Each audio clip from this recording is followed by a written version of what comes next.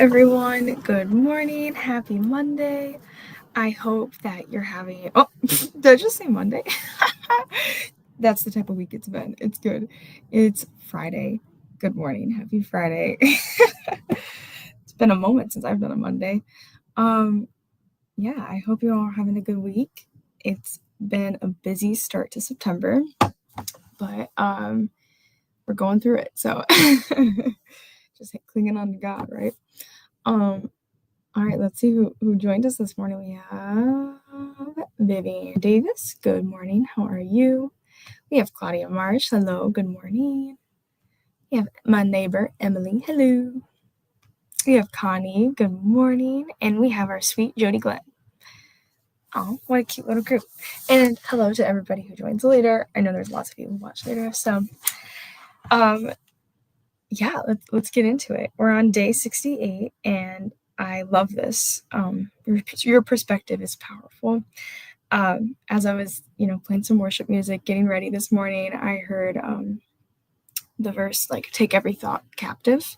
2 Corinthians 10:5, we demolish arguments and every pretense that sets itself up against the knowledge of God. We take every thought captive and make it obedient to Christ. I think this week is a good time to do that. But also not to let your mind wander down like a bad path, So, our devotional today is your perspective is powerful. The verse is Proverbs 23:7, for as he thinks in his heart, so he is. And then our devotional today says, psychologist Martin Seligman asserted that there are two distinct styles of explaining events in our life. With the first style, pessimism, people see unfortunate events as personal, permanent, and pervasive.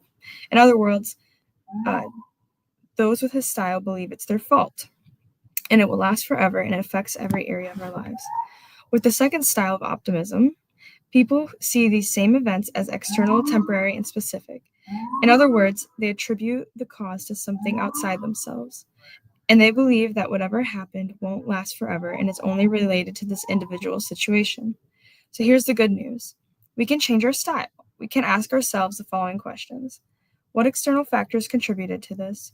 Will this really last forever? And does this really affect every area in my life? Sometimes I'm still tempted to look at what happens in my life as personal, permanent, and pervasive. And we all have these tendencies.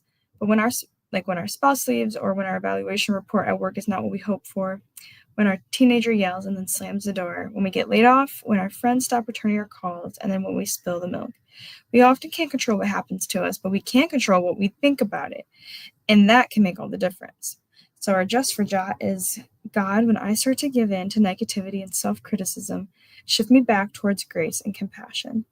What situation can you look at in a different way today?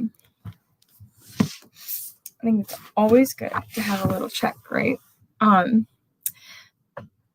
was talking to God this week, and I was just like, Lord, I just want you to lead me. Lead me through this. Lead me through this week. This was the first time I showered in a few days, guys. I'm not even gonna lie. It's been so busy, but it's been good. And God was just like, stop leading with your emotions. And I was like, oh, got it. And even that perspective shift can be good.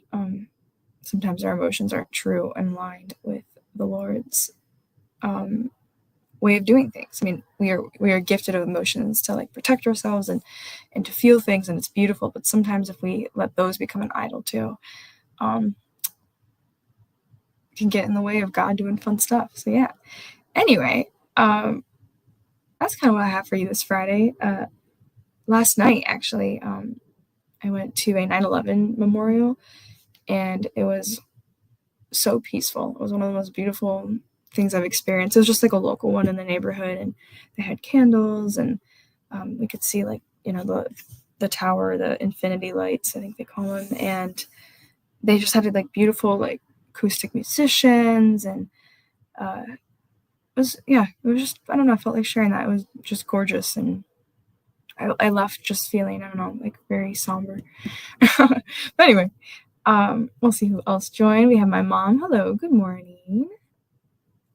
My mom sent this photo this week of this beautiful hydrangea in her front yard, and it makes me want one.